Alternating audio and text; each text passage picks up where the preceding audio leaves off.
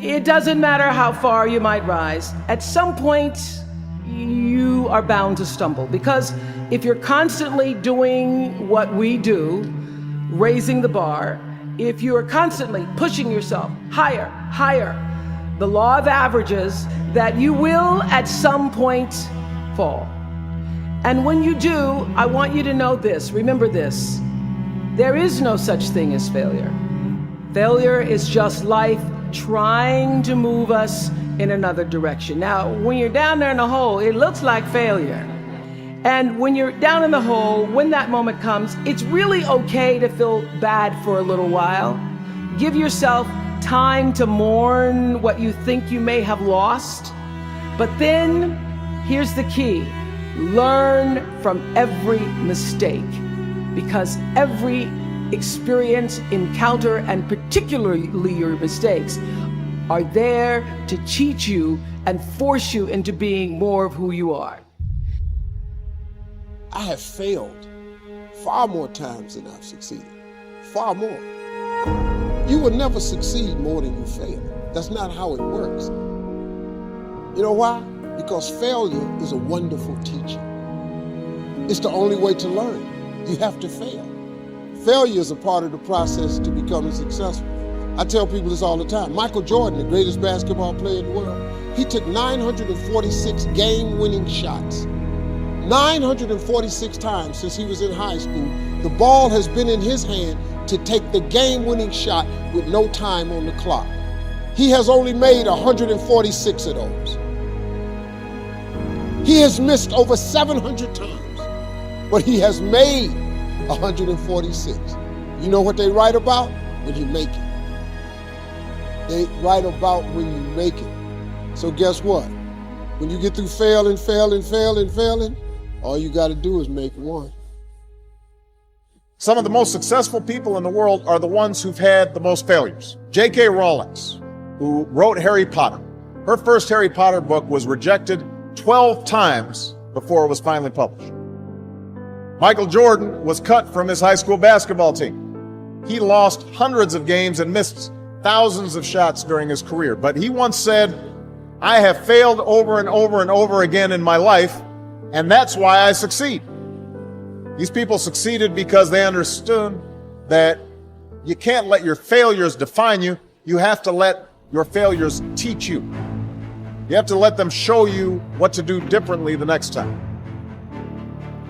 I really, really want everyone to know, especially young people, that the hundreds or thousands of dumb ideas that I've had are what led me to my good ideas. You have to give yourself permission to fail. I try as hard as I can not to fail because it's embarrassing, but I do give myself permission to, and you should too. So go easy on yourselves and just make the right choices that feel right for you. The most important thing is this: to be able at any moment to sacrifice what you are for what you will become. I don't do well in math. You're right. You ain't never studied. I'm not good in writing because you have never written before. But I dare you to fail in writing for a whole year to see if you can get to the end. I dare you to fail. I dare you to take that same class over and over again. I dare you to stop dropping classes like you saw. Always want to give up. I'm dropping. Why you dropping? You can't get through a writing class and you got tutor after tutor, resource after resource. The problem is you ain't never felt no pain before. You're soft. It's a soft generation. You quit on everything. And so every time something get hard, you quit, you call mama. I dare you to take a little pain. So when you fail, it's a part of the process. Keep going. You're supposed to fail. Shit, who you know that gets it right all the time? That's impossible. You have to fail. Failure is a massive part of being able to be successful. You have to get comfortable with failure. You have to actually seek failure. Failure is where all of the lessons are. You know, when you go to the gym and you work out, you're actually seeking failure. You want to take your muscles to the point where you get to failure because that's where the adaptation is. That's where growth is. successful people fail a lot. They fail a whole lot more than they succeed. They extract the lessons from the failure and they use that and they use the wisdom to come around to the next phase of success.